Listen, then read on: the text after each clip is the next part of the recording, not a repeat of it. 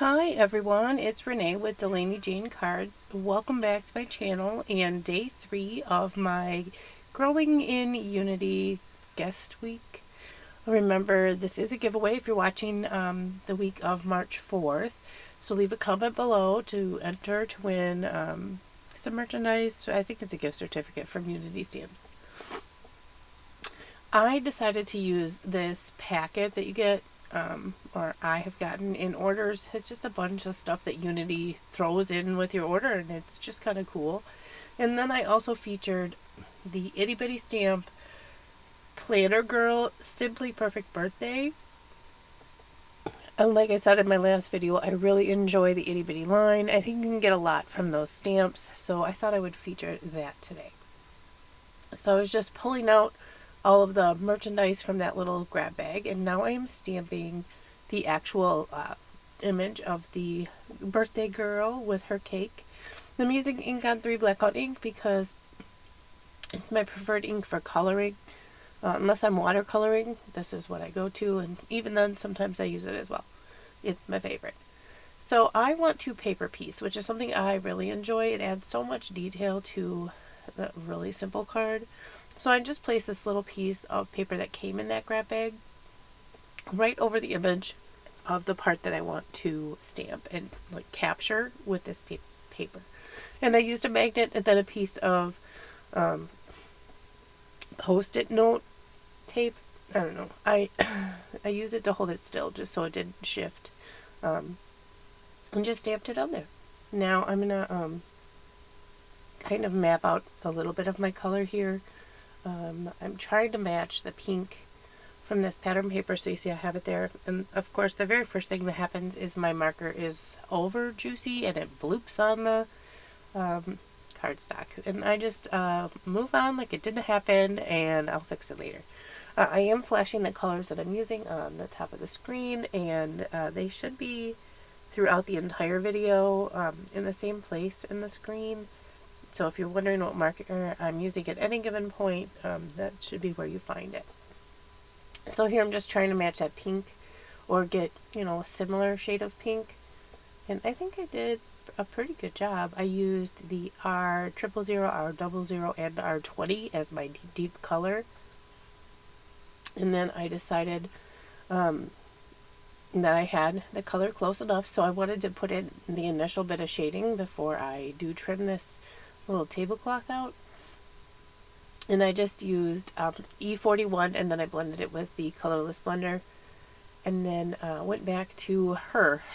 Colored or pattern paper is different than coloring on like this Neenah that I'm using here. So sometimes the color will bleed different or move different in the paper because Copics blend inside the fibers of the paper. And the paper that I'm using to color on is paper that's good for coloring.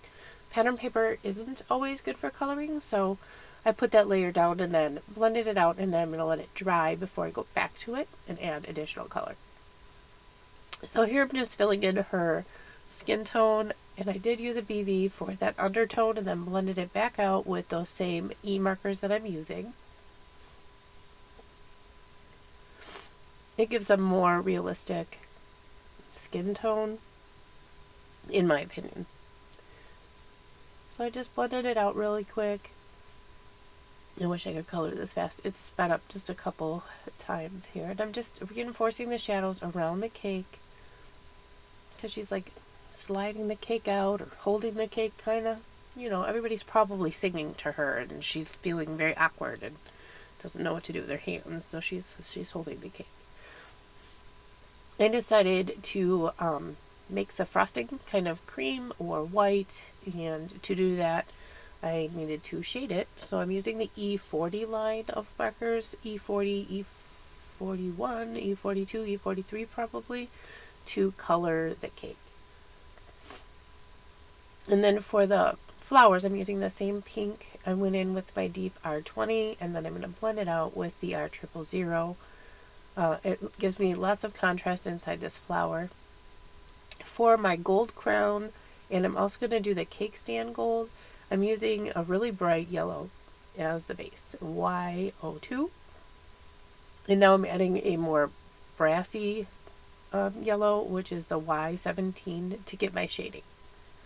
This does not look gold yet, but the Copic marker Y26 will turn it into gold just by kind of layering it over top, and which is called color glazing, where you go over the top. And I think it looks much more gold now. I did put make the candle gold, and then I added the Y02 to the flame to make the flame yellow. Here I'm adding BG 90 and 93 to the flowers, and then I'm going to start on the hair. First, I filled it all in with E84. I wanted highlights and lowlights, but I did want a base color underneath it. I didn't want the shine to be white, so I went ahead and used that E84, and then I'm adding E17 here for a little bit of a deeper tone. I'm also kind of mapping in the shadows here, deciding where they're going to be. E39 is a deeper tone to kind of add more depth and dimension to her hair.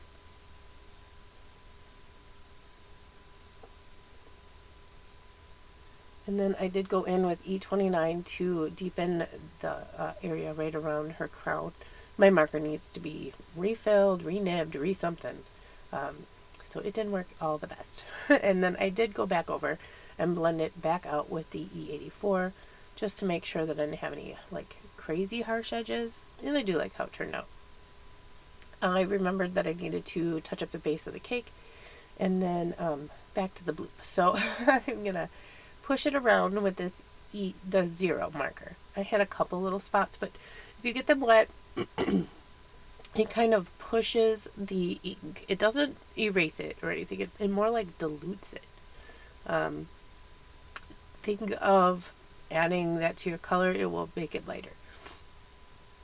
So I needed to put the other edge of the table in. I just thought it looked really silly with this long tablecloth that I created, but there was no edge of the table. And then I have this cute little frilly edge that was on that piece of paper, and I wanted to, keep that.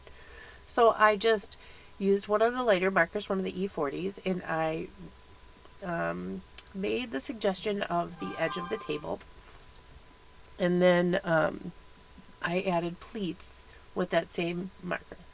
Now I added a shadow underneath where the hands are and around where the cake is. And I used the E43 for that because that's the deeper of those tones. I'm going to go ahead and adhere this underneath my picture here to fill in. And it's definitely paper pieced, and I could stop here. But I needed to fix this edge.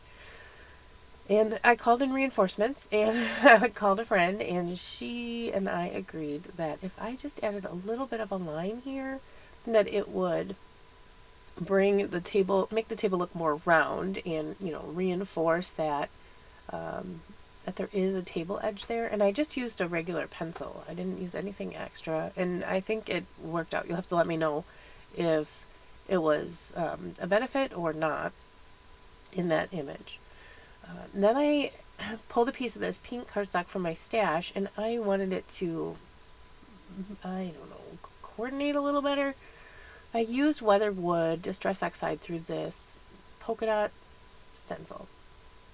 And I don't know if this was the right thing to do. I'm not sure if this even works, but in the grand scheme of things, everything's glued down now, so it clearly works. But I probably would have ran this through an embossing folder for some texture instead of just pattern, but in my current situation in my craft room, I don't even know where my die cut machine is, so we're just winging it here. This cute pattern paper that came in that grab bag has this little postcard on it, and I just thought it was the sweetest little thing. I figured the wishing you a birthday that is simply perfect would look adorable on this little postcard, and it's a great way to set my sentiment off. Now, it's a very fine lines on their sentiment. Not all the letters, but every other line is really thin lined cursive almost. So I wanted to make sure I got a really good impression, and I pushed straight down and not from the side, so everything was nice and clean. But I did use my VersaFine Onyx Black ink right away to make sure they had perfect crisp sentiment on there. So I took a couple of pieces of ribbon. This is some crinkle ribbon. I won it on a coffee blog hop, I don't know, a couple of years ago. And then a piece of ribbon that's left over from my friend's wedding from 2008. And I tied them together in a little layered bow here. And that's what I'm going to use on this tag to top my tag.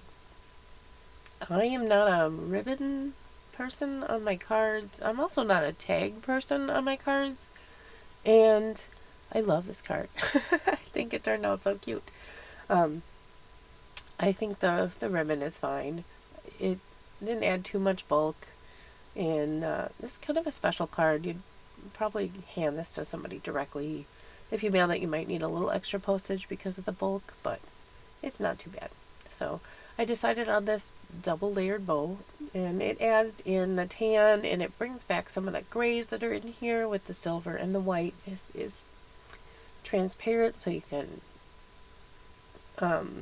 is it transparent or translucent? Translucent, right? You can see light through it. It just adds a little bit of, I don't know, pop of something. And then I had taken this little piece of ephemera and trimmed apart all of the words. You see me placing it there before I decide to glue this down. It just says beautiful, and I will end up tucking that in. I think it's really cute because it says, if you read the whole sentiment, then wishing you a birthday that is simply perfect, beautiful. So it could be for, I don't know, your favorite girl, your favorite girlfriend, your sister, anybody. Because everybody's beautiful, right? And they like to hear it. So I'm just adhering this tag down.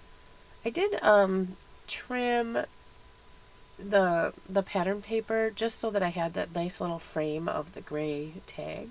And now I popped her up, and I'm adding her right here to the corner of the card. And I thought, yeah, it might need just a little bit of something. So I added, oh, the beautiful went back on now to fill in a little bit of that space. I kind of, what would be centered, you know, kind of tucked it in centered on the tag there. And then I decided to add these little hearts. I just thought they would finish off nicely. I had the pink and the white, so I added 2 little pink ones and a little white one right here on the edge, kind of overlapping the edge of the tag, just to, I don't know, blend everything since she's off the tag and the hearts are off the tag. I felt like maybe she was really excited for this cake and felt very happy everyone was singing to her. I'm going to adhere this pink cardstock panel now onto some gray. It's not the exact same gray as that tag, but it's close, and I don't think anybody's going to complain when they get it. So if you're ever worried about your cardstock being exactly matched, just remember, the recipient isn't going to care that they aren't exactly the same. They're not. They're going to love it. They're going to love that you made it for them, and you know, they're going to care about it because it was something special that you did. So here, while I'm finishing this off, just wanted to remind you that this is a Unity giveaway video. So there is a big giveaway at the end of the week. Make sure that you like and comment and subscribe. The comments are what's going to get you in the giveaway. And Unity gives something away every week, either on a blog or on a video or and other social media too. There's always somebody every week that is privileged to design for Unity and share some of their great products. So here's my card. I hope you'd enjoy, and as I always say, give cards generously. Bye!